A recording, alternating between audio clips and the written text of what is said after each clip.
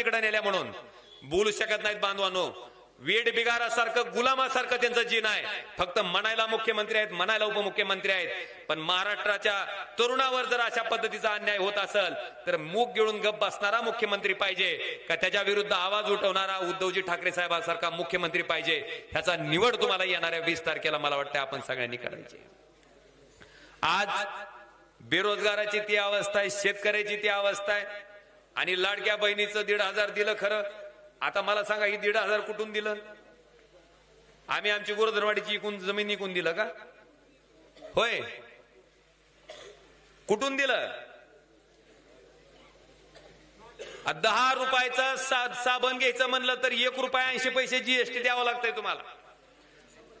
100 रुपयाचा शॅम्पू घ्यायचा म्हणलं तर 18 रुपये 50 पैसे जीएसटी तुम्हाला सरकारला भरावं लागतंय. सदरा घ्या, पॅन्ट घ्या, काही बी घ्या, प्रत्येक वस्तूवर तुमचं जीएसटी आहे. खताच्या पोत्यावर जीएसटी आहे.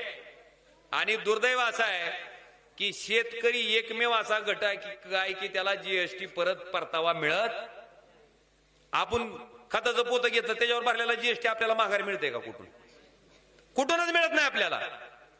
पण शेतकऱ्याचं कसं होईना का होईना, जाऊ जा. व्यापाऱ्याला मिळतंय जीएसटी परत, पण शेतकऱ्याला मिळत. मला वाटतं ह्याचा विचार सुद्धा आता सर्वसामान्य माणसानं करणं हे नितांत गरजेचं आहे. आज ह्या सगळ्या गोष्टीच्या माध्यमातून आपल्याला काम करणारं कोण आहे, कामाचं नाटक करणारं कोण आहे, मला एवढं सांगायचं आहे की एवढ्या मोठ्या प्रमाणात जीएसटी गोळा करून तुमच्या टॅक्सच्या पैशातनं तुम्हाला आम्ही 1,500 रुपये द्यायचे आणि मुख्यमंत्र्यांना तो निचकटून म्हणायचं पैसे आले, पैसे आले, तुझी काय महाबळेश्वरची जमीन विकून दिली. ही पटतंय का हो तुम्हाला? तुम्ही आम्हाला खासदार केलं, तुम्ही आम्हाला आमदार केलं, तुम्ही आमचं सरकार त्या ठिकाणी बनवलं म्हणून आम्हाला अधिकार आलाय तुमचे पैसे टॅक्सनं गोळा करायचे आणि तुमच्यासाठी खर्च करायचे. मला वाटतं ह्याच्यामध्ये लोकप्रतिनिधीची भावना उपकाराची पाहिजे का कर्तव्याची पाहिजे? आम्ही दाखवायला लागलो उपकाराची. 5,000 कोटीच्या खाली एक आमदार बोलतच नाही. 5,000 कोटी विकास निधी आला लागलो. कोणच्या गर्दाडात गेलाय स्वाद हुडकायला लागलो मी. नुसत्या गप्पा चालू आहेत. आणि म्हणून बांधवांनो या सगळ्या बाबीचा विचार करून आता आपण सगळ्यांनी कुठेतरी जागृत होऊन निर्णय घ्यायची वेळ त्या ठिकाणी आलेली आहे. आज मला आपल्याला नम्र आवाहन करायचंय. कैलासदादाच्या बाबतीत फोन हाव का हो, आम्ही 24 तास उपलब्ध हाव का नाही सेवेत तुमच्या? आता तिथे एक जण म्हणलं होतं मला डीपी जाळाले शरद पवार पक्षाचे. आपलं सुद्धा अवघड झालंय. सोयाबीनच्या व्हरायटीनी सांगावं लागतंय. नुसतं राष्ट्रवादी म्हणून भागत नाही. कोणचा ती सांगावं लागते. आमचं सेनेचं बी तसलंच आहे. ही सगळं घडवलंय. बांधवांनो मला एक फक्त शेवटचा विषय या ठिकाणी सांगायचा आहे की आपण लोकप्रतिनिधी आहेत. जर एखादा समाज त्या ठिकाणी लाखोच्या करोडोच्या संख्येनं जर रस्त्यावर उतरवला त्यांच्या मागण्यासाठी तर लोकप्रतिनिधी या नात्यानं त्या आंदोलनाचा सन्मान करणं आपली जबाबदारी आहे का नाही हो? किंवा एवढे लाख लोक का रस्त्यावर उतरलेत, काय त्यांचं मागणं आहे, काय त्यांची अडचण आहे, हे आपण ऐकून घ्यायला पाहिजे का नाही? मला वाटतंय मराठा समाजाचं आंदोलन झाल्याच्या नंतर छत्रपती शिवाजी महाराजांच्या पुतळ्यावर हात ठेवून जी लोक आरक्षण देण्याच्या बाबतीत खोटी शपथ वाहत असतील त्या माणसाचं काय करायचंय ह्याचा निर्णय येणाऱ्या 20 तारखेला आपण सगळ्यांनी त्या ठिकाणी करणं गरजेचं आहे. एवढंच नाही, शिवाजी महाराजांचा पुतळा कुठं उभा केलता? समोर बघितलं का नाही तुम्ही? काय झाला? अरे शेण कुठं खावं ते तर कळलं पाहिजे. ह्याचं काय वाटतंय का नाही तुम्हाला? आणि म्हणून मला आपल्या सगळ्याला विनंती करायची की उद्याच्या 19 तारखेला आपल्याला मतदान करायचंय.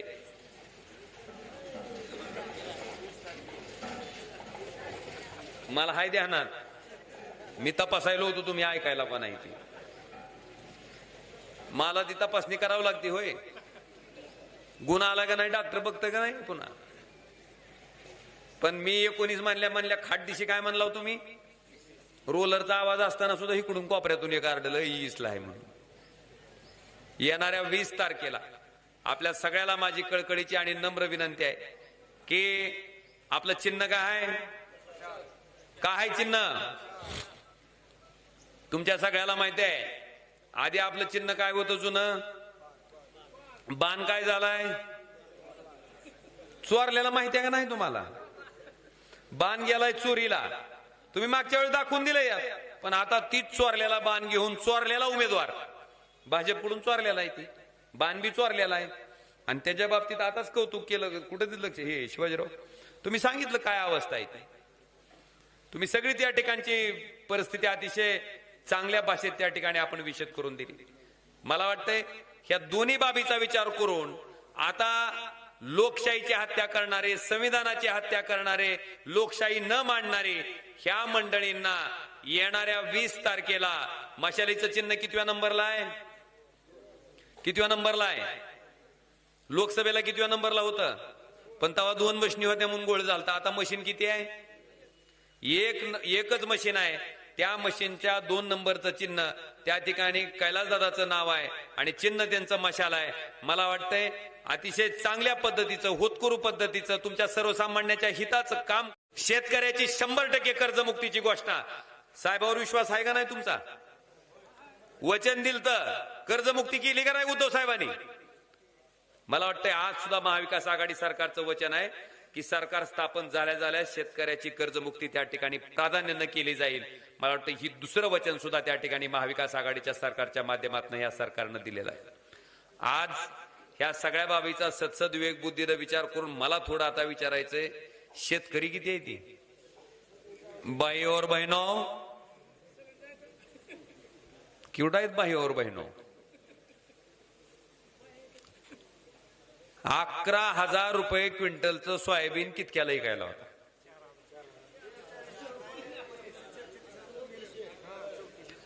मग 11,000 रुपये क्विंटलचं सोयाबीन 3400 3600 तुम्ही काय लागला? भाई और बहनों, तुम्हारी निश्चिती हुई क्या नहीं हुई? हुई म्हणायला लागली ती आता. ही वस्तुस्थिती आहे. का पडला सोयाबीनचा भाव? 11,000 रुपये क्विंटल होता. बांधवानो, सोयाबीन पासून फक्त 17% तेल तयार होते, बाकीचं 83% काय तयार होते? डीओसी म्हणजे सोया पेंट. तेलावरचा आयात शुल्क कपात केला. आम्हाला समजू शकते की गोरगरीब लोकांना तेल महाग मिळू नये म्हणून तुम्ही केलंय, पण डीओसी कोण खातंय का हो? डीओसी आयात करायचा निर्णय कुणाच्या स्वार्थासाठी घेतला गेला? आणि खऱ्या अर्थानं सोयाबीनचा भाव कधी पडला? डीओसी आयात केल्याच्या नंतर पडला. 11,000 रुपये क्विंटलचं सोयाबीन आज आपण 3600 3800 4,000 रुपयानं विकायची पाळी शेतकऱ्यावर आणली. आणि त्यांना काय वाटतंय, आम्ही काय बी केलं तर आमचं काय सरकार जात नाही. मला वाटतं ह्याचा विचार सुद्धा सर्वसामान्य शेतकऱ्यांना आता ह्या निवडणुकीच्या माध्यमातून त्या ठिकाणी आवर्जून करणं गरजेचं आहे. मला आपल्याला विचारायचंय की दाजीचं क्विंटल महाग एका क्विंटलला 11,000चा भाव 3800 आला तर नुकसान किती होते हो दाजीचं? किती होतंय? 60,200 एका क्विंटलला. दाजीचं उग 5-10 क्विंटल तर सोयाबीन असेल की कमीत कमी गरीबातल्या गरीबाचं तरी. मग 10 क्विंटलचं जर 7,200च्या हिशोबाने किती गेलं? 72,000. दाजीचं 72,000 हाणायचं आणि बहिणीला म्हणायचं की 1,500. ही आहे का नाही? आणि ती सुद्धा गंमत अशी आहे, आता ही तर किराणा दुकान आहे, ती किराणा दुकानदाराला विचारा बरं, डीमार्ट झाल्यापासून कसं काय चाललंय तुमचं म्हणून. किराणा दुकानदाराला विचारा, धाराशिवचं डीमार्ट तयार झाल्यापासून दिवाळीला तुमचा 7 लाख 8 लाखाचा माल विकणारा, आज तुमची काय परिस्थिती आहे? 1 लाख रुपयाचा माल आणला तर 10,000 रुपयाचा सुद्धा त्या ठिकाणी विक्री झाली नाही. 90,000चा माल अजून बी किराणा दुकान पडून आहे का नाही? ही काय दाखवत आहे की किराणा दुकानदारानं गावगावच्या जगायचं नाही. जगायचं कोण? डीमार्ट वाल्यांना जगायचं. हितला आपल्या शेजारचं खरं इकडं काय संबंध नाही, तिकडं तुळजापूरला गेल्यावर देतो. संत गोरोबा काकाच्या मंदिराचा विकास करायचा आहे म्हणून, काय संत गोरोबा काकाच्या मंदिराचा विकास करायचा आहे म्हणून 20 गुंठे जमिनीचं अधिग्रहण करायला लावलंय शेजारच्या शाने आमदारानं. आता 20 गुंठे जमिनीचं अधिग्रहण कुणाचं करायला लावलं?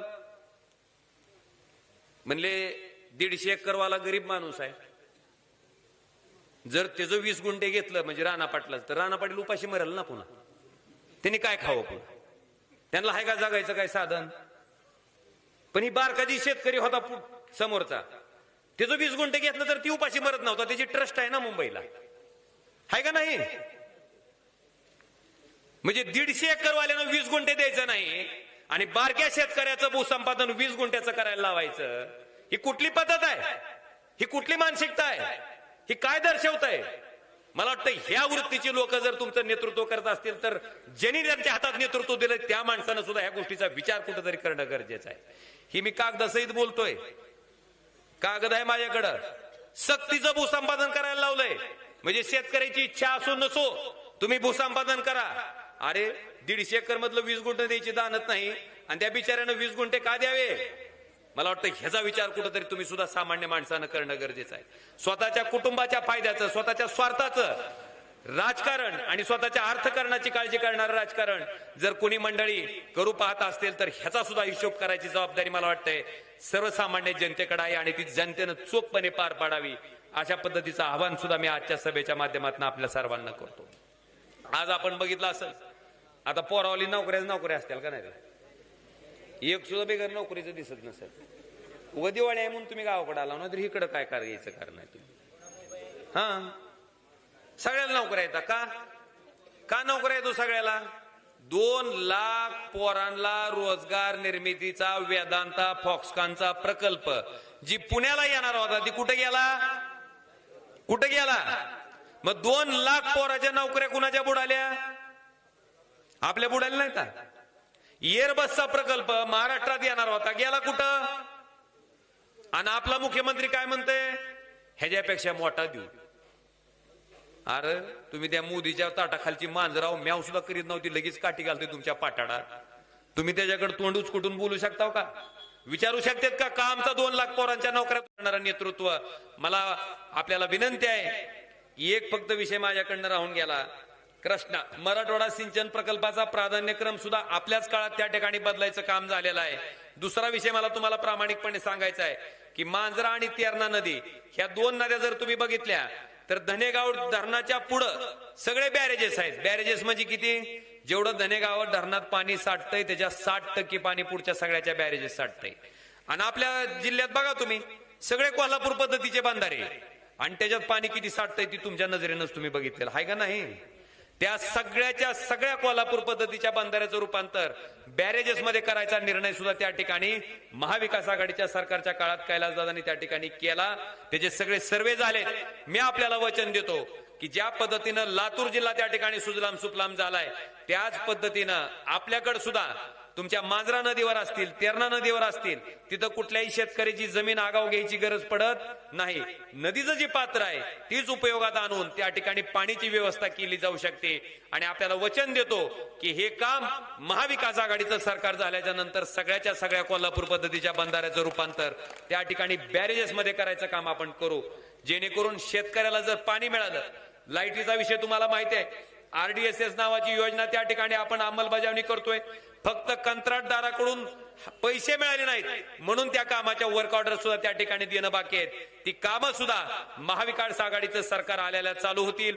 ऍडिशनल सबस्टेशन होतील, पॉवर ट्रान्सफॉर्मर होतील आणि मला वाटतंय शेतकऱ्याला पाणी आणि वीज उपलब्ध करून दिला आणि त्यानं उत्पादित केलेल्या मालाला जर योग्य अशा पद्धतीचा भाव दिला तर मला वाटतंय कुठलाही शेतकरी सरकारच्या दारात जाऊन कुठल्याही प्रकारची भीक मागायचं काम करणार नाही. तुमचा एक विषय राहिला होता विम्याचा, माझ्या आता ध्यानात आलं. कोर्टानं निकाल दिला, कैलासदादांनी उपोषण केलं ऐन दिवाळीत. ती माणूस तुमच्यासाठी 7 दिवस ते 8 दिवस त्या ठिकाणी उपाशी राहिला होता आणि त्या उपोषणाचा परिणाम म्हणून जवळपास 284 कोटी रुपयाचा विमा तुम्हाला त्या ठिकाणी मिळाला होता. पण विम्याच्या बाबतीत मला आपल्याला सांगायचंय, तुम्ही विमा रुपयात काढता का नाही? 1 रुपयात. पण कंपनीला किती मिळते माहिती आहे का? विचारलं का तुम्ही? 17,999 तुमच्या नावावर केंद्र सरकार 50% राज्य सरकार 50% तुमचा रुपया, असं 18,000 रुपये 1 हेक्टर सोयाबीनचं पीक संरक्षित करायला कुणाला मिळते? कंपनीला. 18,000 रुपये एका हेक्टरला. तुम्ही रुपया 1 हेक्टरचा काढला की कंपनीला 18,000 रुपये. आणि कंपनी कोणची?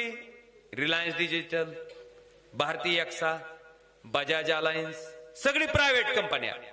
म्हणजे 1 रुपया टाकला की 17,999 त्यांना. कुणाच्या नावावर? शेतकऱ्याच्या नावावर.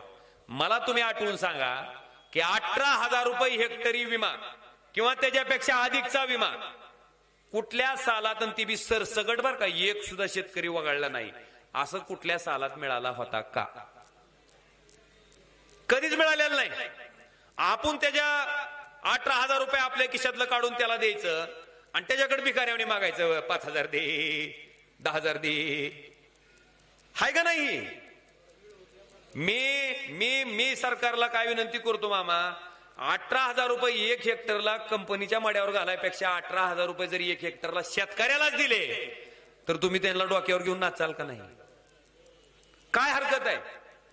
शेतकऱ्याला दिले तर शेतकरी म्हणाल तर ना, कंपनीचा फायदा कशाला करता 20,000 40,000 कोटीचा? का करते? का तर उद्या इलेक्ट्रॉल बाँड कुणाकडून मिळते? तुम्ही द्याचाल का शेतकरी? मग पुन्हा हे निवडणूक लागल्यावर 25 लाख रुपये कुठून वाटायचे? ही वस्तुस्थिती आहे. मला वाटतं या सगळ्या बाबीचा सद्बुद्धीनं विचार करावा. आणि ज्या पद्धतीनं आंदोलनाचा अवमान करणारी मंडळी एका बाजूला आहेत, आंदोलनाचा सन्मान करणारी मंडळी एका बाजूला आहे, आणि ही लढाई निस्ती बांधवानो नुसती एक विधानसभेचा आमदार किंवा सरकार बनवणे इतकी मर्यादित नाही. ही धर्म विरुद्ध अधर्म आहे. ही लोकशाही वाचवणाऱ्याच्या विरुद्ध लोकशाही बुडवणारी आहे. ही स्वार्थाच्या विरुद्ध सर्वसामान्य लोकांचं कल्याण. मला वाटतंय ह्या पद्धतीची निवडणूक आहे. आणि म्हणून येणाऱ्या 20 तारखेला आपलं चिन्ह आहे मशाल, क्रमांक 2 ला बटन आहे. मला वाटतं ज्या पद्धतीनं लोकसभेला तुम्ही ह्या मतदारसंघातनं 60,000पेक्षा अधिकच्या मताचं मताधिक्य मला दिलं, त्याच्यापेक्षा किमान एक तरी मत आगाव टाकायचं काम या विधानसभेच्या निवडणुकीत मशालीच्या पुढचं बटन दाबून कैलास दादांना सुद्धा त्या ठिकाणी विधिमंडळात पाठवायचं काम आपण सगळ्यांनी करावं, एवढी कळकळीची विनंती करतो आणि आपल्या सगळ्यांची रजा घेतो. धन्यवाद. जय हिंद, जय महाराष्ट्र.